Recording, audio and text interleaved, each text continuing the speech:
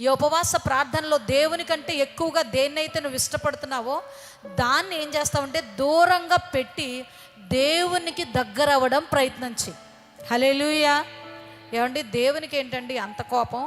దేవుని కంటే ఎక్కువగా దేన్ని ప్రేమించకూడదా? దేవుణ్ణే ప్రేమించాలా అంటే నీకు కూడా కోపం వస్తుంది.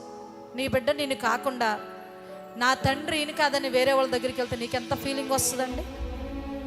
శరీరంతో ఉన్న నీకే అంత ఫీలింగ్ వస్తే నీలో జీవాన్నిచ్చి సమస్తాన్ని సమకూర్చి నీకు అప్పగించిన దేవునికి ఆయనకి ఎంత బాధ ఉంటుందంటారు? ఉంటుందంటారా? ఉండదంటారా? ఖచ్చితంగా ఉంటుంది. హల్లెలూయా. కనుక ప్రియ దేవుని బిడ్డ, నీ తండ్రిని విడిచిపెట్టి నువ్వు ఏదో తండ్రిని పరిగెడితే నీ శరీరానుసారమైన తండ్రి ఎంత బాధపడతాడో నీ ఆత్మానుసారమైన తండ్రి అంతకంటే ఎక్కువగా చింతిస్తాడు ఆయన.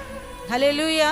కనుక ఈ రోజున నీలో దేవునికి ఇష్టమైనది కానిది ఏదైనా ఉంటే గనక, దేనినైనా ఎక్కువగా ప్రేమిస్తుంటే గనక, దేవునికి మించి దేన్నైనా గురించి ఎక్కువ, కొంతమంది దేవునికి మించి ఆలోచనలు కూడా ఎక్కువగా ఉంటాయండి. వాళ్ళకు వాళ్ళు ఎక్కువ అంచనాలు వేసుకుంటారు. అది కూడా తప్పే. దేవునికి మించి అంచనాలు వేసుకుంటే అవి పనిచేస్తాయి అంటారా? పనిచేయి. ప్రియ దేవుని బిడ్డలారా, దేవునికి లోబడి ప్రభువా నా పట్ల నీ చిత్తం ఏంటయ్యా అని అడిగితే ఖచ్చితంగా దేవుడు వాటిని నెరవేరుస్తాడు.